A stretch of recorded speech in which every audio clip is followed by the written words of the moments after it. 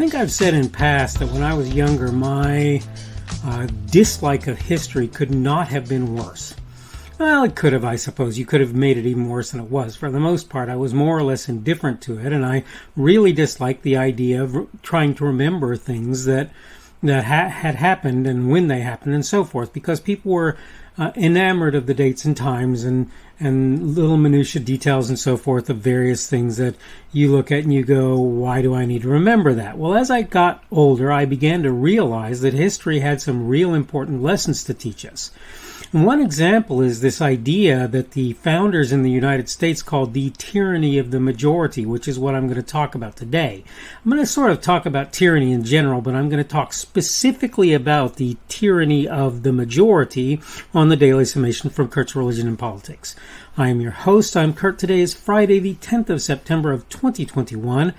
Welcome to everyone who's here on Rumble, on the podcast, and on YouTube. Thank you for coming along today.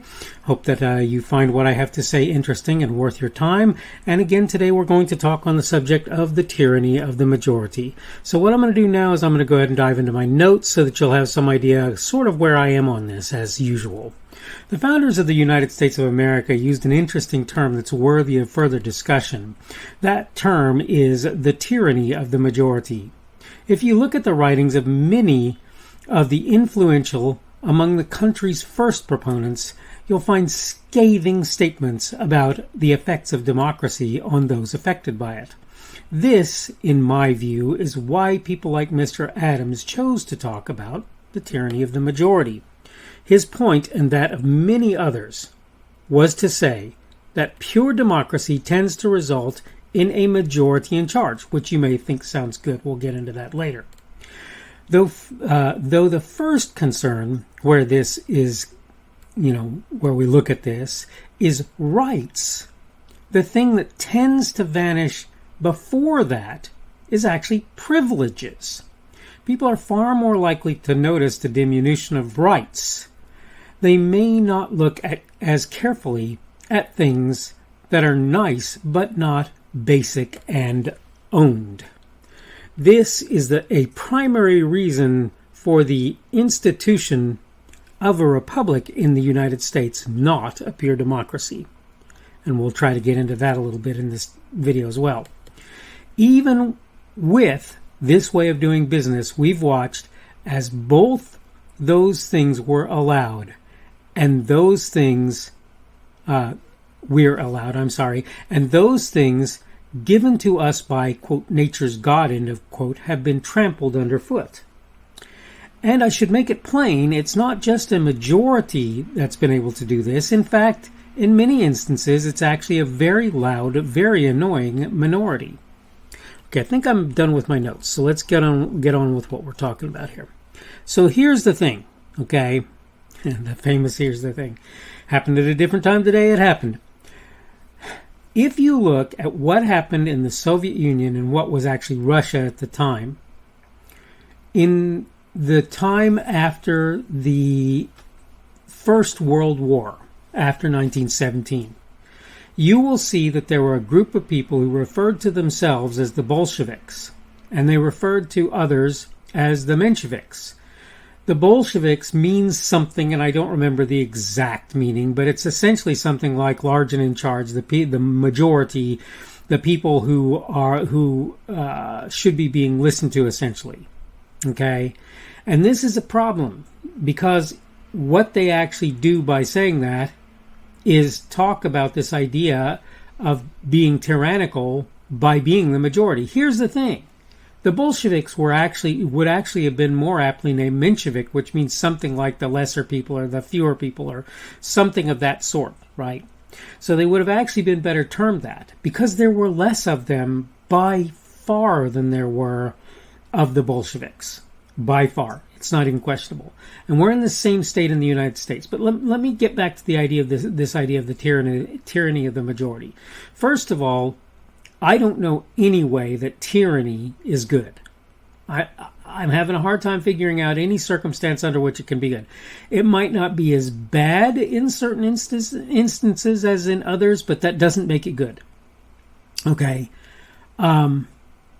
I don't think that the tyranny of the minority, of the few, is a better thing than the tyranny of the majority. However, and this is an important consideration, I neither believe that the tyranny of the majority is a better thing than the tyranny of a smaller group.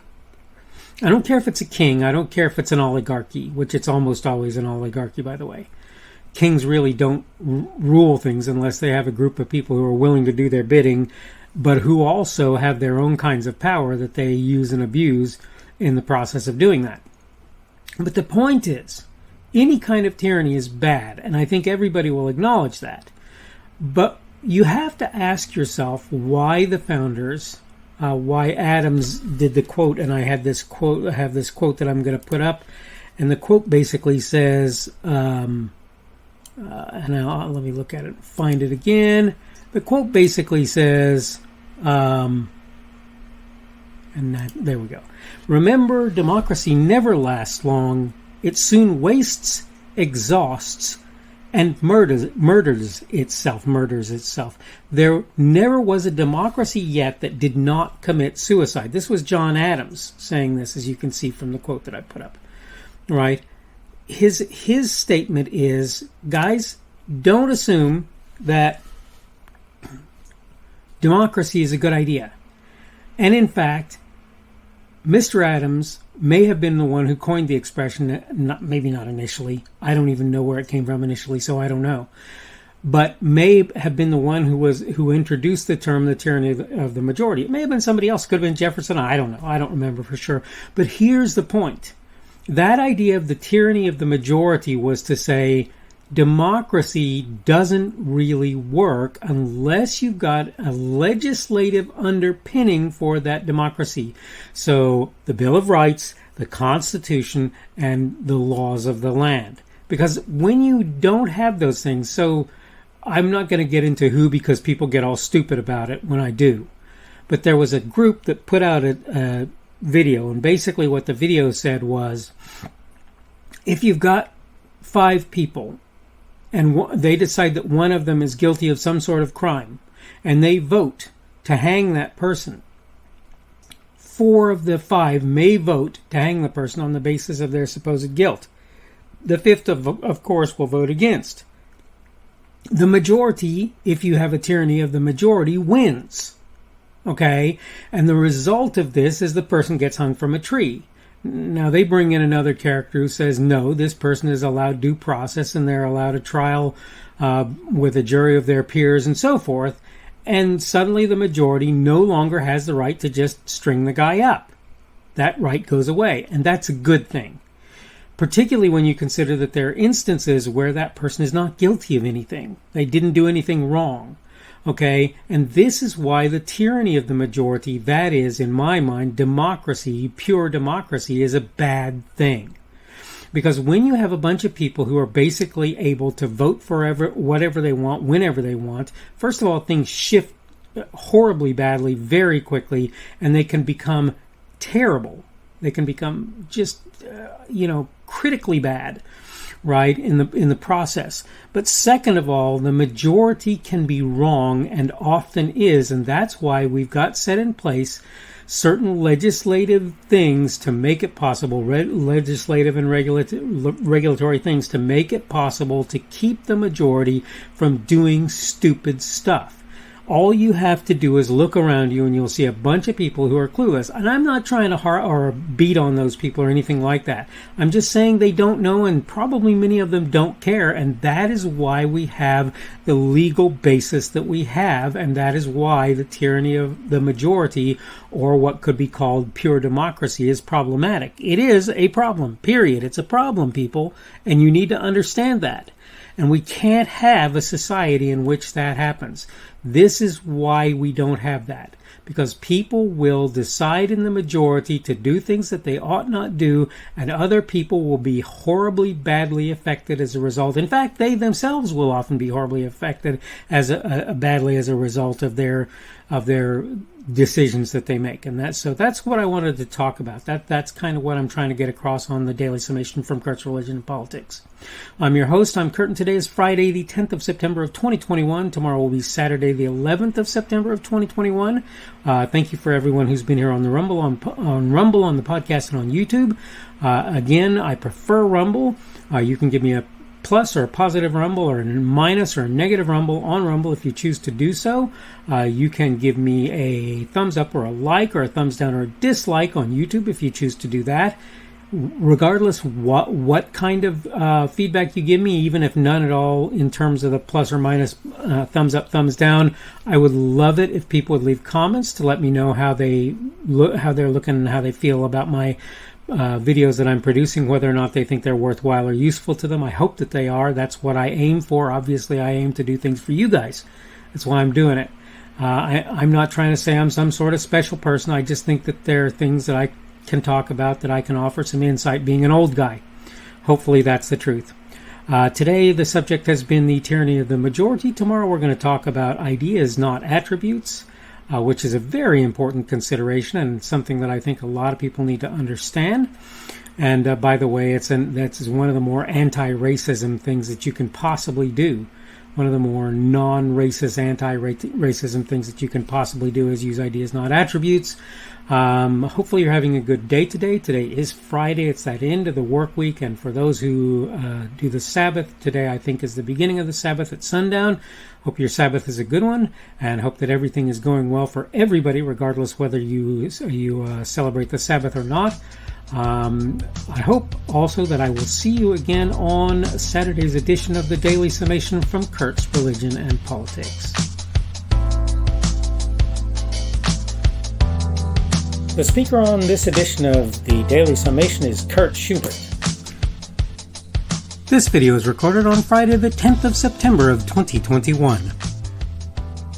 The Daily Summation is created for Kurt's Religion and Politics.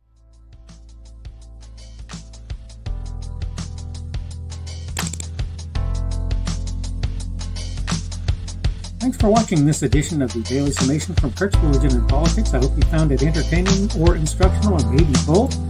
If you want to see more from me, you can go to blogs.kpschubert.com. That's blogs.kpschubert.com. I am on Twitter, Parler, and Minds.com. My handle on each of those is @kpschubert. That's @kpschubert. I have a Rumble and a YouTube channel. They are the Kurt's Religion and Politics channels on Rumble and YouTube. I have a Facebook page. The Facebook page is Kurt's Religion and Politics as well. I am on Patreon. If you want to support me, that's one of the better places you can do that. And you will find me at Kurt's Religion and Politics on Patreon. I have a podcast. The podcast is podcasts with an S, .kpschubert.com. That's podcasts.kpschubert.com. I think you should be able to find me with relative ease on Apple Podcasts, Google Podcasts, and Spotify as well. The best way I find to do that is to look for Kurt's Religion and Politics. You can try to use the Daily Summation. I find that it doesn't work as well as a general rule, but you can always try that.